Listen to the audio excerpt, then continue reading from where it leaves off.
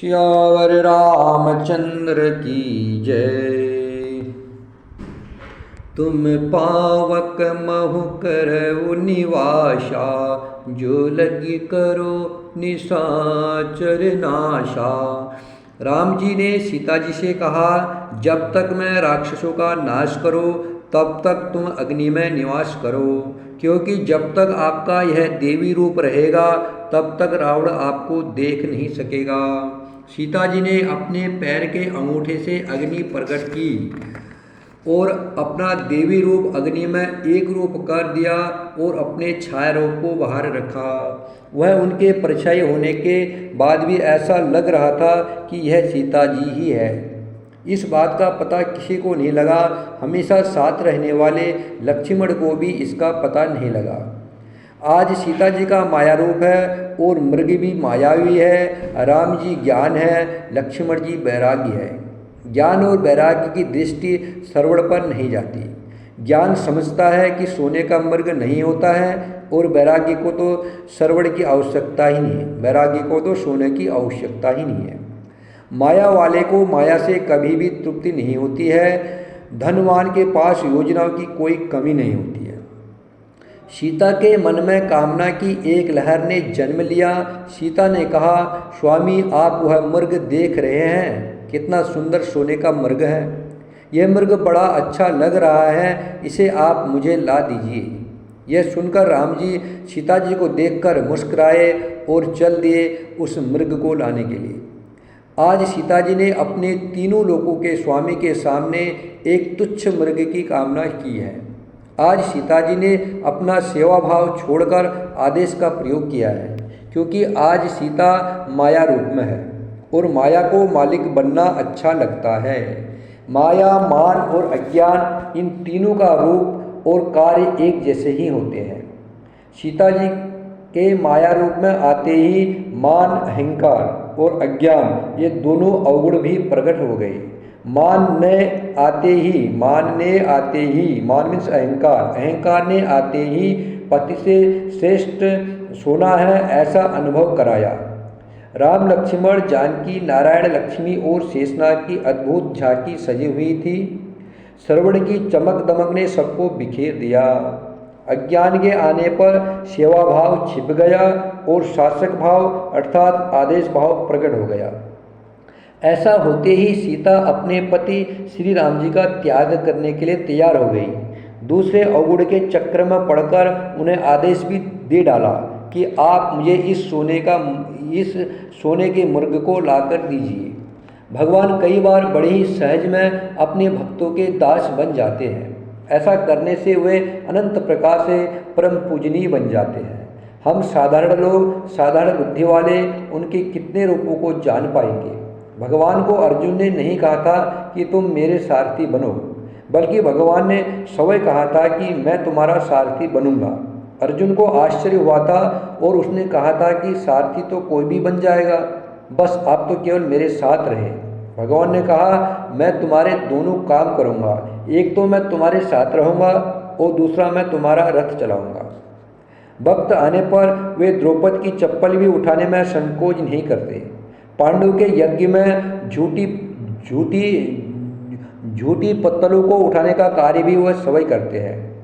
सीता जी मानो कह रही हो कि हे प्रभु, यह मारीच जो मृग बना हुआ है वह आपके हाथों मरने आया है। हे कृपा सिंधु, वह जान गया है कि हो यही भजन न तामस देहा, अर्थात मैं राक्षस देह से भक्ति नहीं कर सकता, किंतु प्रभु के हाथों मरकर मुक्ति तो पा सकता हूँ। मारीच अपनी मृत्यु को उत्सव का रूप देना चाहता था। जो अपनी मृत्यु से प्रसन्न हो रहा है वह नरक में कैसे जा सकता है। मोरध्वज का पुत्र माता पिता की आज्ञा को सुनकर ही बड़ी प्रशंसा से मृत्यु के लिए तैयार हो गया। वह कोई सहज या बिना कष्ट की मृत्यु नहीं थी, वह तो सवय को आरे से चिरवाना था। नचिकेता अपने पिता की आज्ञा से यम के द्वार पर जा पहुंचा। धन्य है वे महापुरुष जिन्होंने अपने प्राणों का उत्सर्ग बड़ी प्रशंसा से किया। धन्य है ईसा मसीह है जिन्होंने बड़ी खुशी से सूली पर चढ़ने की पीड़ा को सहा और कष्ट देने वाले के लिए प्रभु से क्षमा मांगी। कितने उदार थे वे, उनके हृदय में करुणा और अहिंसा का सागर था। गुरु गोविंद सिंह के पुत्रों ने अपने धर्म का त्याग नहीं किया, बल्कि धर्म के लिए हंसते हुए अपने प्राणों का बलिदान किया। बड़ी खुशी से मौत को गले लगाया। वे जिंदा ही दीवार पर चिनवा दिए गए। मौत से दुनिया रोती है, किंतु इन सपूतों ने मौत को रुला दिया। वे जीव भाग्यशाली है जो मृत्यु के समय प्रभु को याद करता है। आज मारीच ज्ञान, भक्ति और वैराग्य की त्रिवेणी में नहा रहा है। ज्ञान का अर्थ है कि उसने विचार किया कि रावण के हाथों मरने की अपेक्षा श्री राम के हाथों मरना अति श्रेष्ठ है। भक्ति ने उसकी दृष्टि बदल दी। जो दृष्टि सृष्टि देखती थी, अब वो सिया राममय सब जग जानी का अनुभव रही है। भक्ति ने उसकी दृष्टि बदल दी। जो दृष्टि सृष्टि देखती थी, अब वह सिया राममय सब जग जानी का अनुभव कर रही है। अर्थात मारीच की दृष्टि सृष्टि देखती थी, अब वो पूरा संसार को सिया राममय देखने लगा है। मारीच ने अब सारे जगत में जगदीश को देखना शुरू कर दिया। मारीच के मन में जब वैराग्य आया, तब वह समझ गया कि यह मृत्यु लोक है, एक न एक दिन सबको जाना है। तब क्यों न मैं राम के राम के द्वार जाऊं। मम पाछे धर धावत, धरे सरासन बान, फिर प्रभु बिलोकाऊ, धन्य न मो सम आन।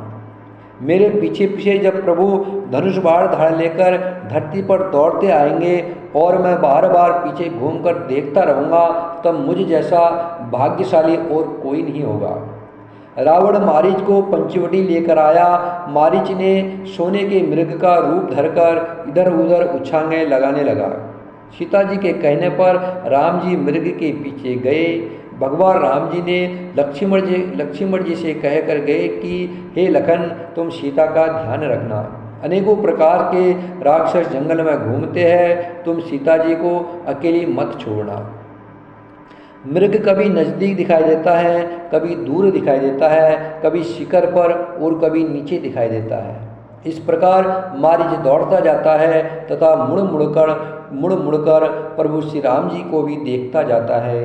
मृग की इच्छा को पूरी करने के लिए भगवान बहुत दूर तक गए।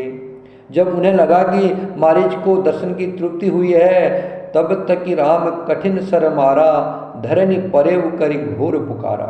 तब भगवान श्री राम जी ने लक्ष्य साधकर एक ऐसा तीक्ष्ण बाण मारा कि मारीच चित्कार करता हुआ धरती पर गिर पड़ा और जोर से हे लखन ऐसी आवाजें लगाने लगा। प्राण तजत प्रकटेशी निज देहा, सुमरेश राम समेत स्नेहा। प्राण त्यागते समय उसने अपना राक्षसी शरीर प्रकट किया। वो प्रेम से प्रभु श्री राम जी का स्मरण किया। अंतर प्रेम तासु पहचाना, मुनि दुर्लभ गति दीन सुजाना। मारीच वाण से घायल होकर जूही धरती पर गिर पड़ा। तू ही राम जी उसके पास पहुँच गए। सब कुछ जानने वाले प्रभु ने जय श्री राम का जाप उसके मुख से सुना। उसके हृदय के प्रेम को देखकर श्री राम बड़े प्रसन्न हुए और उसे अपना परम पद दिया, जो मुनियों को भी दुर्लभ है। देवता फूल बरसा रहे हैं और प्रभु के गुणगान गा रहे हैं।